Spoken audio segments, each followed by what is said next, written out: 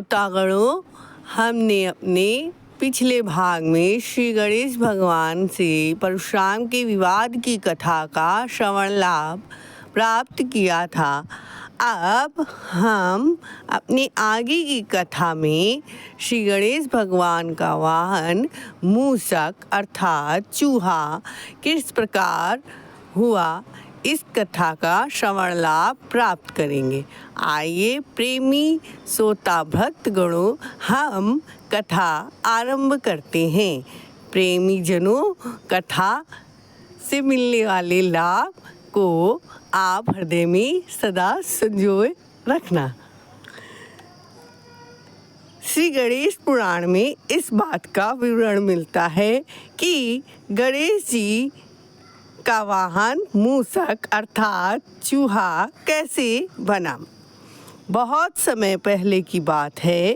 गंधर्व राज क्रौंच ने इंद्र सभा से जल्दी में जाते हुए असावधानीवश मुनि वामदेव का पैर कुचल दिया। वामदेव को ऐसा प्रतीत हुआ कि क्रौंच ने यह जानबूझकर किया है।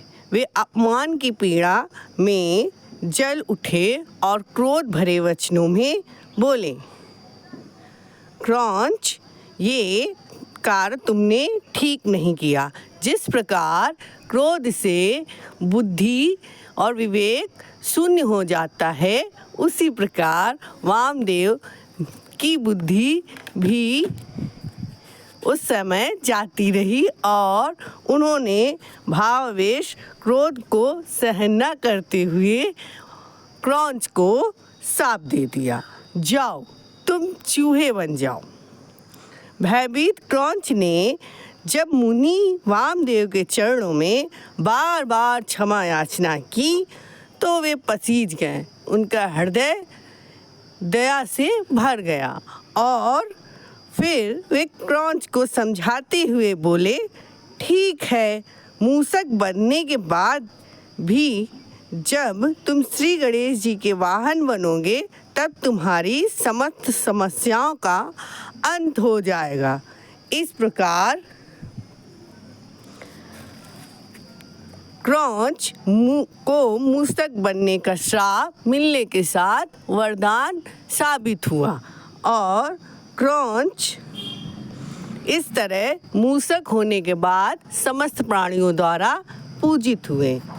श्राप का प्रभाव तुरंत फलीभूत हुआ और क्रौंच सीधे चूहा बनकर महर्षि पराशर के आश्रम में जा गिरे। यह चूहा असाधारण और बहुत विशालकाय था। उसकी छवि भयभीत कर देने वाली थी। चूहे ने आश्रम में बहुत उत्पात मचाया और राह में आने वाली हर चीज़ को ध्वस्त कर दिया, अर्थात पूरे आश्रम को नष्ट भ्रष्ट कर दिया। आश्रम महर्षि पराशर उनकी पत्नी वत्सला आश्रम में ही रह रहे थे। वहीं श्री गणेश जी भी उपस्थित थे। गणेश जी ने महर्षि की दुविधा समझकर उन्हें विश्वास दिलाया कि वह इस चूहे के उत्पात को शांत कर उसे अपना वाहन बना लेंगे। तब गणेश जी ने अपना दिव्य पास अर्थात फंदा चूहे की ओर फेंका। पास से निकली चमक कुछ ऐसी थी कि उससे संपूर्ण ब्रह्मांड अलौकिक हो उठा और चूहे से इतनी चमक सहन नहीं उठी।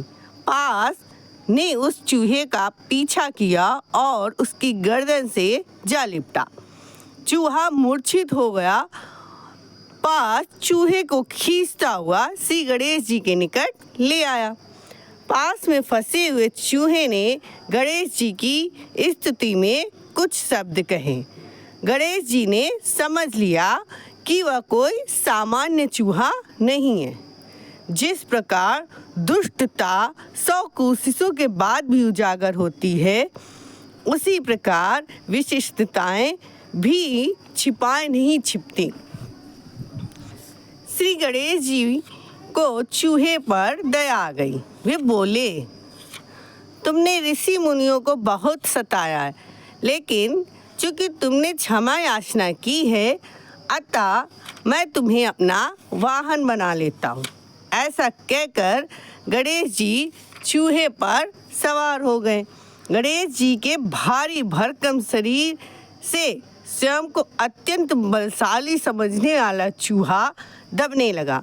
उसके प्राण गले में अटके। अब उसे अपने बल का घमंड भी चूर हो चुका था।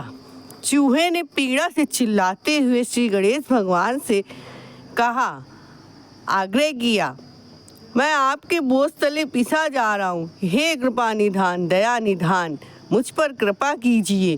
कुछ ऐसा करिए कि आपका भार मेरे द्वारा सहन करने योग्य हो जाए। चूहे की यह दशा देख श्री गणेश भगवान को उस पर दया आ गई। उन्होंने स्वयं को इतना हल्का फुल्का बना दिया कि चूहा उन्हें असरलता से उठा सके। तभी से श्री गणेश जी का वाहन चूहा अर्थात गंधर्वराज क्रौंच हुए और चूहों को गणेश जी के आसपास मंडराने में सफलता प्राप्त हुई। आगे की कथा में हम सिंदूरासुर का अंत किस प्रकार हुआ, इस कथा का श्रवण लाभ प्राप्त करेंगे। प्रेमी भक्त जनों, श्री गणेशाय नमः। आगे की कथा का श्रवण लाभ प्राप्त करें।